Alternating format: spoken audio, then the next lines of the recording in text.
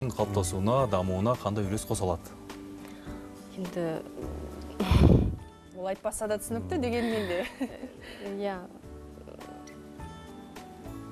Сұрақтың несін жауабын мен жандандырып жіберсем. Мысалы, енді жаңағы осы әндеріміз арқылы, жырларымыз арқылы, осы ұрпақ тәрбиесіне бір өзіндік үлес қосып, сол әндеріміз, жырларымыз арқылы тыңдарман, я болмаса жаңағы осы өсіп келе жатқан жеткіншектеріміз рухани азық алып жатса, менің бір қазақ радиосында өнерім өмірім атты бағдарламада айтқаным болатын.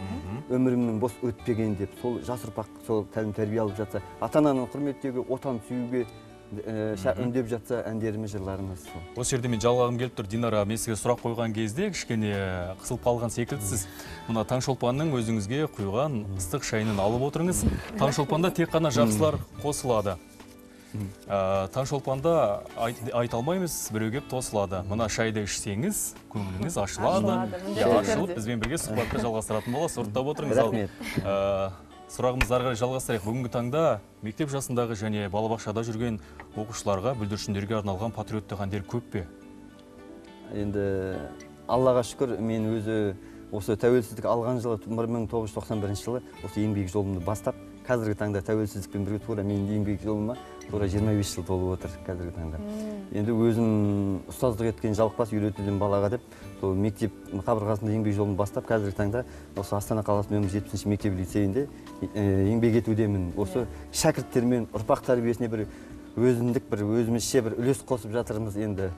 Қазір балабақшаларда әндеріміз мысалы орындалып жатыр. Өткен жыл осы тура осы әнмен бейбіт өмір болсын әлемде әнімен сөзін мәтін Гүлайым Жүнісқызы Жотаева жазған. Ол кісі де ақын композитор өзі Өркен балабақшасында сол жерде зейнеткерлікке шығып, сол жерде қызмет істеп жүр әлі.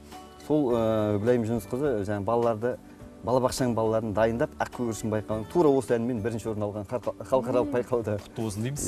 Тағы сол сияқты жаңағы көптеген ақын аға апаларымызбен бірлесіп жұмыс жасап келеміз. Мысалы, Серік Тұрғынбекұлы бастаған ақындар легі.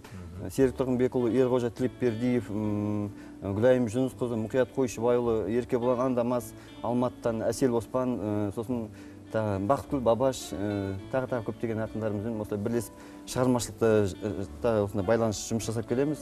Соның ішінде жаңағы бәрі сен үшін жас ұрпақ, атамекен деген сияқты жаңағы мысалы балаларымызға елім, жерім менің деген осы ұрпақ тәрбиесіне сол жастарымызға осы арналған әндеріміз. Тәрбие тал бесіктен деп жатамыз, мектеп табалдырығынан басталады, сондықтан оның ішінде патриоттық тәрбие.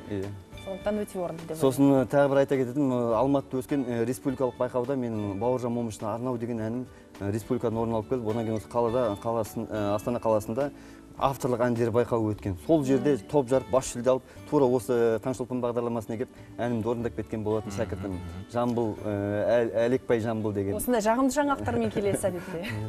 Байқауымша Алла Қанат мырзаның әндері қай байқауға қатыспасын, барлық жерде жеңімпаз болатын секілді әншілердің құлақтарына алтын сырға дейміз. Қанат мырзамен тығыз байланыста болыңыздар. Қандай байқау болса да, бұл кісінің әні жеңіске сіздерді жетелейтіні анық. Ал Динар, енді өзіңізге тағы да сұрақ қояйын. Ұйқымыз ашылды ғой. Көңіл күй жақсы ғой. Шайдан алып отырыңыз. Сахнада жүргеніңізге қанша жыл болды? Мен енді өзім негізі 5 жасынан ән айтам. Әйтеуір есімде әріп танымасам да, анам өзіме өлеңнің сөздерін жаттатқызып, сахнаға енді кішкентай жастан шығарып өзі жетелеген.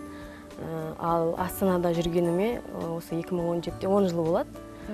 Сол тойларда ән айтам, концерттерде шағын, қазір енді аяқ басып келе жатырмын ғой. Сол әрі студент оқып жатыр. Ән айту деген қазағыма қалып біз, армандарға, биіктерге алып ұш, барлық адамның жүрегінде болады ғой махаббат, болады ғой сағыныш деген ақындарымыз. Осы ретте өзіңіздің тамаша әніңіз бар, тамаша туындыңыз бар, сағыныш деген.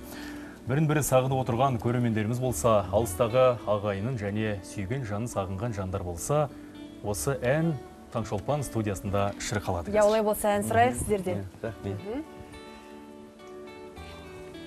Ал сахна сіздікі, көрерменмен байланыстасыз, жүректен жүрекке шығатын ән болсын.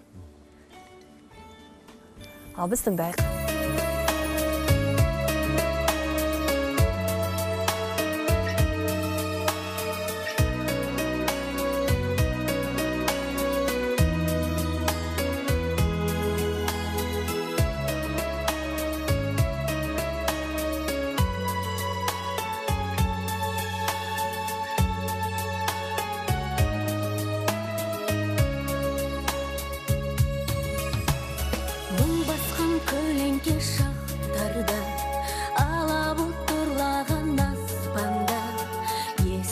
қалқам ау сен түсті